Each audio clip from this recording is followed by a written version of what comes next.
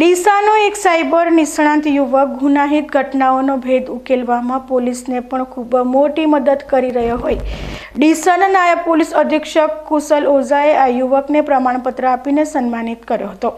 ડીસા ખાતે હવાઈ પિલ્લર નજીક આવેલ સોમનાથ ટાઉનશીપ સોસાયટીમાં રહેતા વનીશકુમાર ભરતભાઈ માળે સાયબર વોલન્ટિયર તરીકે સેવા આપે છે અને સાયબર ક્રાઇમ અવેરનેસ સેમિનાર જેવા કાર્યક્રમો દ્વારા આ યુવક લોક જાગૃતિ કેળવવાનું સરાહનીય કાર્ય કરી રહ્યો છે।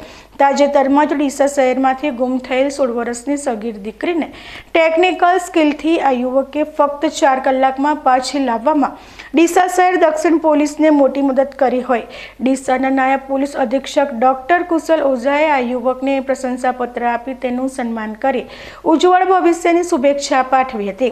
પોલીસ તરફથી સાયબર વોલન્ટિયર તરીકે પ્રમાણ મળતા પ્રોત્સાહિત થયેલા આ યુવકે પોતાની આ ટેકનિક પર વિસ્તૃત પ્રકાશ પાડ્યો હતો। અને આજથી 3 દિવસ પહેલાં ડીસા દક્ષિણ પોલીસ સ્ટેશનમાં એક એફઆઈઆર આવેલી કે એક 16 વર્ષની બાળકી ગુમ થયેલ છે। એ છોકરીને 3 દિવસથી શોધવામાં આવેલ પણ પરંતુ તે છોકરી મળેલ નહીં। એ પછી મારો કોન્ટેક્ટ કરવામાં આવેલ અને છોકરીને મેં 3 થી 4 કલાકમાં પાછી લાવેલી। એ બદલ ડીવાયએસપી કૌશલ ઓઝા સાહેબે મને પ્રમાણપત્ર આપીને સન્માનિત કરેલ છે।